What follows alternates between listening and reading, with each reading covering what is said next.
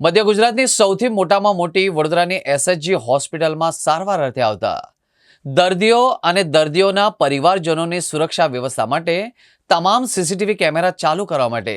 સામાજિક કાર્યકર કમલેશ પરમાર દ્વારા એસએચજી હોસ્પિટલના અધિકારીઓને આ બાબતે આવેદન સાથે રજૂઆત કરવામાં આવી હતી। સામાજિક કાર્યકરનો આક્ષેપ છે કે હાલમાં કેટલાક સીસીટીવી કેમેરા બંધ હાલતમાં છે, જેના કારણે વ્હીકલ ચોરી, મોબાઈલ ચોરી સાથે અન્ય બનાવો પણ બની રહ્યા છે, જેથી ત્વરિત સીસીટીવી કેમેરા ચાલુ કરવા અંગે રજૂઆત કરવામાં આવી હતી। મધ્ય ગુજરાતની સૌથી મોટી હોસ્પિટલ છે, ત્યારે હોસ્પિટલની અંદર જે સીસીટીવી કેમેરા છે એનો કોન્ટ્રાક્ટ રિયા એન્ટરપ્રાઇઝને અમદાવાદ ખાતેના જે કોન્ટ્રાક્ટર છે તેઓને આપવામાં આવ્યો છે, પરંતુ ખાસ કરીને તેઓનો કોન્ટ્રાક્ટ પણ હાલમાં પૂર્ણ થઈ ગયો છે અને જ્યારે એસએચજી હોસ્પિટલમાં જ્યારે કોઈ ઘટના ઘટે છે, ચોરી હોય, લૂંટ હોય, મારામારી હોય, સાથે મર્ડરની ઘટનાઓ ઘટે છે, ત્યારે આ સીસીટીવી કેમેરા બંધ હાલતમાં છે તેવું ઓપરેટરો જણાવી રહ્યા છે। ત્યારે ખાસ કરીને વડોદરા શહેરની એસએચજી હોસ્પિટલ મધ્ય ગુજરાતની સૌથી મોટી હોસ્પિટલ કહેવાય છે। આજુબાજુના ગ્રામીણ વિસ્તારના સાથે અનેક રાજ્યના લોકો અહીંયા ગાડી સારવાર અર્થે આવતા હોય છે, ત્યારે ખાસ કરીને જ્યારે કોઈ આવી ઘટના ઘટતી હોય છે ત્યારે જે સીસીટીવી કેમેરા બંધ હાલતમાં હોય છે, હાલમાં જે આખા એસએચજી હોસ્પિટલમાં 611 કેમેરા છે અને એમાંથી 100 થી વધુ કેમેરા બંધ હાલતમાં છે, એટલે ક્યાંક ને ક્યાંક લાગી રહ્યું છે કે જે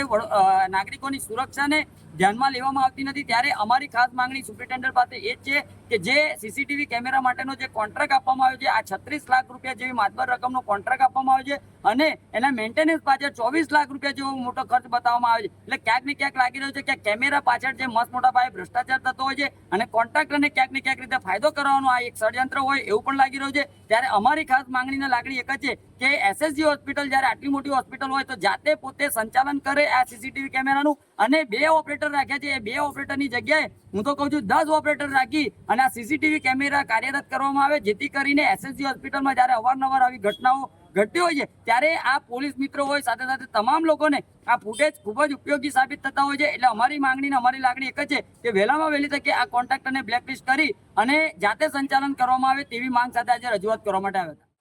હા, એટલે આ જે કમલેશભાઈ પરમારે જે આવેદનપત્ર આપ્યું છે તેમાં એમણે લખ્યું છે કે સીસીટીવી કેમેરા તમામ ચાલુ કરવા બાબત જે તમામ ચાલુ નથી, તો એ બાબતે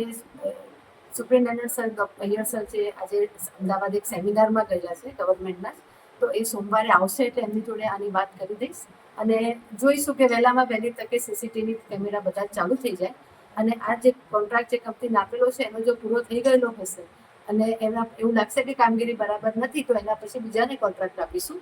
પણ વસ્તુ એ છે કે કોન્ટ્રાક્ટ આપવાની જે પ્રક્રિયા હોય એ નિયમ પ્રમાણે જે થતી હોય એ પ્રમાણે કરાય। અમને એવું લાગે કે આનું નથી બરાબરનું વાને આપી દઉં એ રીતે ન થાય, એટલે નિયમ પ્રમાણે પ્રક્રિયા કરીને જેને બીજાને આપવાનો થતો હશે એને આપી દઈશું, એ બાબતે તો ખાતરી આપીશું।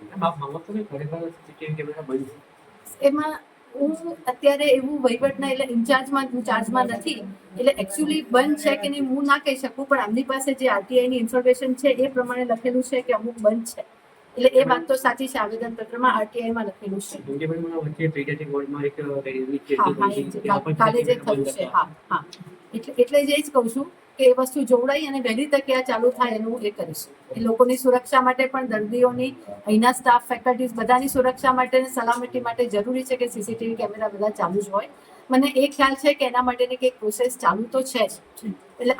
આનું કોન્ટ્રાક્ટ પૂરો થઈ રહ્યો છે કે નહીં એ જોઈ અને એ પ્રમાણે આગળ કરીશું। કદાચ કોન્ટ્રાક્ટ ચાલુ પણ હોય અને એવી પણ કોઈ જો એમાં એ હોય કે કરી શકો તમે વચ્ચેથી પણ રદ કરી શકો એવું કંઈક હોય તો એ પ્રમાણેની પણ કાર્યવાહી કરવામાં આવશે, એની ખાતરી।